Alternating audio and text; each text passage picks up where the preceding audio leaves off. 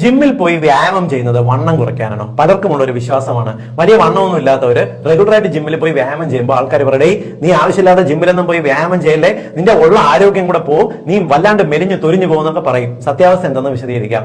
നിങ്ങൾ വ്യായാമം ചെയ്യുന്നത്, ശരീരത്തിന്റെ എല്ലാ മസിലിന്റെയും വ്യായാമം ചെയ്യുന്നത് ആരോഗ്യത്തിന് വേണ്ടിയിട്ടാണ്. നിങ്ങൾ നടക്കാൻ പോകുന്നത് ചെറിയ തോതിലുള്ള വ്യായാമമാണ്. പക്ഷെ അത് നിങ്ങൾക്കൊരു കാർഡിയോ എക്സസൈസ്, ഹൃദയത്തിന്റെ ഒരു ആരോഗ്യം വർദ്ധിപ്പിക്കുമെന്നതിനപ്പുറം ശരീരത്തിലുള്ള എല്ലാ മസിലുകൾക്കും അത് ഗുണം ചെയ്യില്ല. അതുകൊണ്ടാണ് നിങ്ങൾ നടക്കാൻ പോകുന്നത് 100% നല്ല വ്യായാമമല്ല എന്ന് പറയുന്നത്.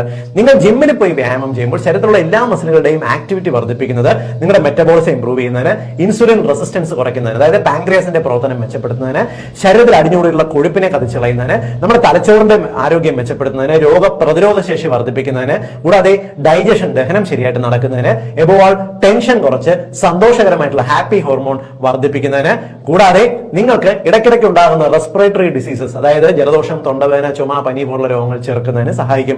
ഇതിനെല്ലാം ഉപരിയായിട്ട് നമ്മുടെ ശരീരത്തിന്റെ കോർഡിനേഷൻ മെച്ചപ്പെടുത്തുന്നത്, നിങ്ങൾക്ക് ഓരോ കാര്യത്തിന് ശരീരത്തിന്റെ റെസ്പോൺസ്, ഇരുന്നിട്ട് എഴുന്നേൽക്കുക, നടക്കുക, ഓടുക, നിങ്ങൾ ഓരോ കാര്യങ്ങളോടും പ്രതികരിക്കുക, ഇതിനോടെല്ലാം ഏറ്റവും ഗുണകരമായിട്ടുള്ള ഒരു മാറ്റം കൊണ്ടുവരണമെങ്കിലും ജിമ്മിൽ പോയി വ്യായാമം ചെയ്യുന്നത് നല്ലതാണ്. അതായത് നിങ്ങൾക്ക് ചെറുപ്പം നിലനിർത്തണമെന്ന് ആഗ്രഹമുണ്ടോ, നിങ്ങൾ ജിമ്മിൽ പോയി വ്യായാമം ചെയ്യണം. വണ്ണം കുറയാനായിട്ട് മാത്രം ആരും ജിമ്മിൽ പോകും